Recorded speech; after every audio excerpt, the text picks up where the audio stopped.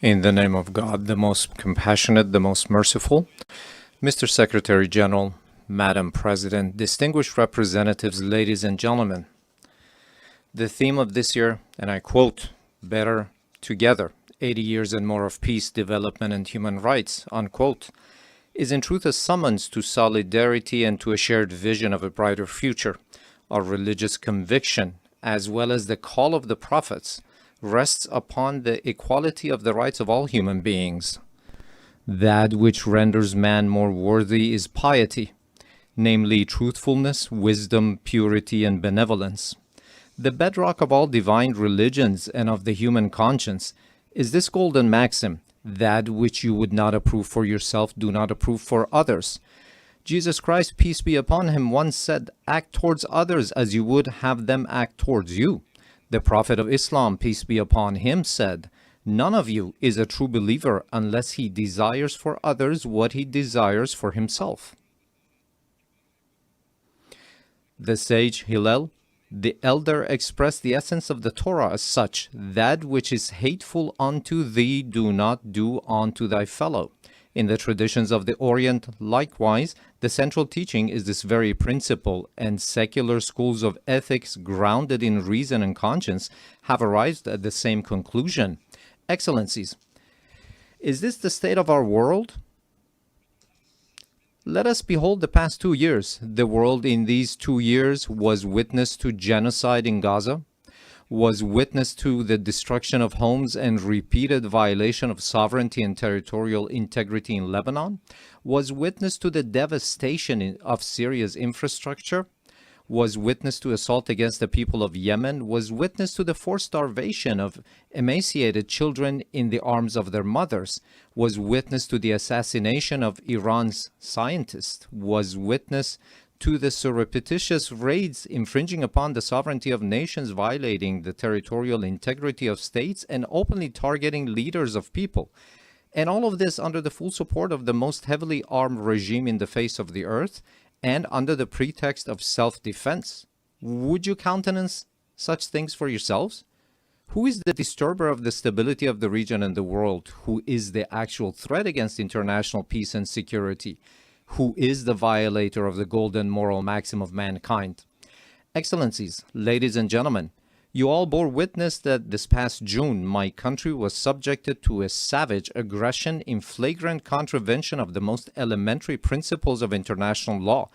The aerial assaults of the Zionist regime and the United States of America against Iran's cities, homes, and infrastructures, precisely at a time when we were treading the path of diplomatic negotiations, constituted a grave betrayal of diplomacy and a subversion of efforts towards the establishment of stability and peace. This brazen act of aggression, in addition to martyring a number of commanders, citizens, children, women, scientists, and intellectual elites of my country, inflicted a grievous blow upon international trust and the very prospect of peace in the region. Should we fail to confront such perilous breaches of international norms, these aberrations shall spread to engulf the world. The assault upon nuclear facilities under safeguards and international supervision, the open attempt to assassinate leaders and duly constituted officials of UN member states, the systematic targeting of journalists and members of the press, and the killing of human beings who solely by the reason of their knowledge and expertise are converted into military targets. Again, would you countenance such acts for yourselves? With this behavior, they have killed at the very least over 35,000 innocent civilians in Gaza. They have deprived them of food, drinking water, medication, and proper health care. Those who have perpetrated such crimes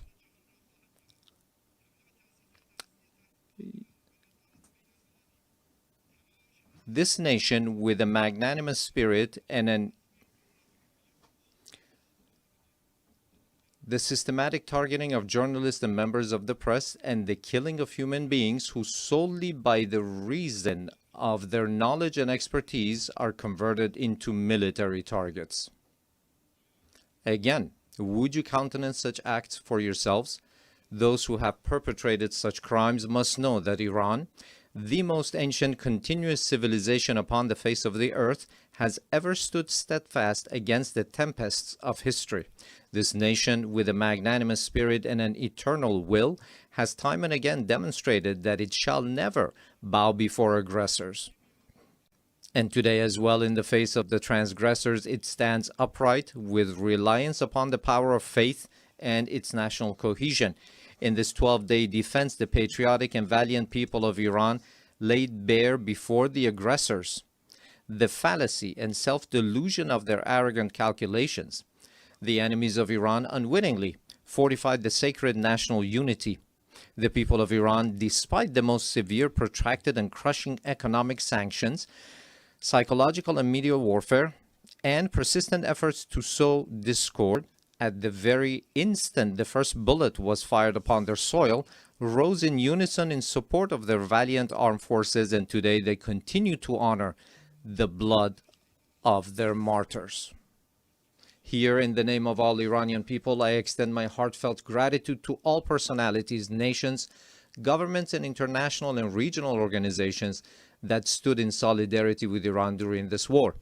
Ladies and gentlemen, today, after nearly 2 years of genocide, mass starvation, the perpetuation of apartheid within the occupied territories, and aggression against its neighbors, the ludicrous and delusional scheme of a greater Israel is being proclaimed with brazenness by the highest echelons of that regime. The scheme encompasses vast swaths of the region. The map itself lays bare the true intentions of the Zionist regime, intentions that have, of late, been openly endorsed by its criminal prime minister. None in the world is secure from the aggressive machinations of this regime.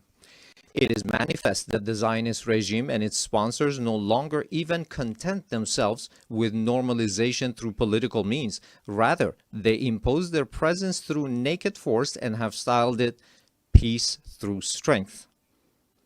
Yet, this is neither peace nor power. It is nothing but aggression rooted in coercion and bullying. But we envision our powerful Iran alongside powerful neighbors within a strong region with a radiant future. A future in which we stand together against a grand project that imposes genocide, destruction, and instability upon the region. A future in which collective security is assured through genuine mechanisms of defensive cooperation and joint response to threats. A future in which human dignity and cultural diversity are cherished as foundational values. A future in which collective development is realized through joint investment in infrastructure and modern sciences. A future in which energy security and the equitable use of vital resources from the pillars of economic stability. A future in which the environment is safeguarded for posterity. A future in which national sovereignty and the territorial integrity of states are regarded as non-negotiable principles. A future not in pursuit of peace imposed by force, but founded upon strength derived through peace. In such a strong region, slaughter and bloodshed shall find no place. It is for this very reason that my country has, for many years, been among the staunchest advocates of establishing a region free of weapons of mass destruction. Yet those who themselves possess the largest nuclear arsenals and who, in flagrant breach of the NPT, make their weapons even deadlier and more destructive, have for years subjected our people to pressures on the basis of spurious allegations. Last week, 3 European states, having failed through a decade of bad faith and thereafter by supporting military aggression to bring the proud people of Iran to their knees, at the behest of the United States of America, sought by means of pressure, coercion, imposition, and manifest abuse to reinstate against Iran the Security Council resolutions that had already been terminated. In doing so, they set aside good faith. They circumvented legal obligations. They sought to portray Iran's lawful remedial measures taken in response to the United States' withdrawal from the JCPOA and to Europe's breach and utter incapacity as a gross violation. They falsely presented themselves as parties of good standing to the agreement, and they disparaged Iran's sincere efforts as insufficient. All of this was in pursuit of nothing less than the destruction of the very JCPOA, which they themselves had once held as the foremost achievement of multilateral diplomacy. This unlawful measure, which has also met the opposition of certain members of the Security Council, possesses no international legitimacy and will not garner the approbation of the international community. I hereby declare once more before this assembly that Iran has never sought and will never seek to build a nuclear bomb. We do not seek nuclear weapons. This is our belief based on the edict issued by the supreme leader and by religious authorities. Therefore, we never sought weapons of mass destruction, nor will we ever seek them. Whereas those who disturb the peace and stability in the region lies in Israel, but Iran is the one that is being punished for those actions. There is a poem that roughly says something to the effect that someone in one side of the world does something to disturb the peace and someone else is punished for those actions. Ladies and gentlemen, the Islamic Republic of Iran welcomes peace and stability. We believe that the future of our region and of the world must be built upon cooperation, trust, and shared development. In this framework, Iran supports the peace process between the Republic of Azerbaijan and the Republic of Armenia and hopes that its outcome shall be enduring and serve as a foundation for improved relations between these two neighboring states. Iran also hopes that the efforts to bring an end to the war in Ukraine may result in a just and lasting agreement between Russia and Ukraine and bring solace to the human suffering caused by this crisis. Iran welcomes the defensive pact between the two brotherly Muslim countries, the Kingdom of Saudi Arabia and the Islamic Republic of Pakistan, as a beginning for a comprehensive regional security system with the cooperation of the Muslim states of West Asia in the political, security, and defense domains. Finally, Iran condemns the criminal aggression of the Israeli regime against Qatar, which resulted in the martyrdom of a number of Palestinian and Qatari nationals, and declares its support and solidarity with the government and people of Qatar. Ladies and gentlemen, true security is not achieved through force, but through confidence building, mutual respect, regional convergence, and multilateralism grounded in international laws. Based on this foundation, a call upon all to practice listening to one another instead of raising voices, to re-examine the intellectual premises of polarization and political violence, which today ensnares not only the international community, but also renders societies internally with tension and turmoil. To uphold as the common denominator of all beliefs and cultures the principles that whatever we do not approve for ourselves, we should not impose upon others, instead of distorting concepts and narratives with biased interpretations. To restore and rehabilitate the credibility of international laws, institutions, and mechanisms, and to commit to the establishment of a regional system of security and cooperation in West Asia. Ladies and gentlemen, we Iranians have extended our power in the world not by producing and employing nuclear weapons, nor by the slaughter of hundreds of thousands in the 20th century, nor by genocide and the imposition of starvation upon the children in Gaza in the 21st century, and not even through the historic empires of Iran, but rather through a culture of human fellowship and the message of empathy of universal sages such as Rumi, Hafiz, Saadi, who 8 centuries ago declared, "Human beings are members of a whole, in creation of one essence and soul. If one member is inflicted with pain, other members uneasy will remain. If you have no sympathy for human pain, the name of human you cannot pertain. Those criminals who bully by murdering children are not worthy of the name human being, and assuredly they shall never prove to be trustworthy partners." Relying upon its time-honored tradition of altruism and human fellowship, Iran is a steadfast partner and a trustworthy companion for all peace-seeking countries, a friendship and a partnership grounded not in fleeting expediency, but in dignity, trust, and a shared future.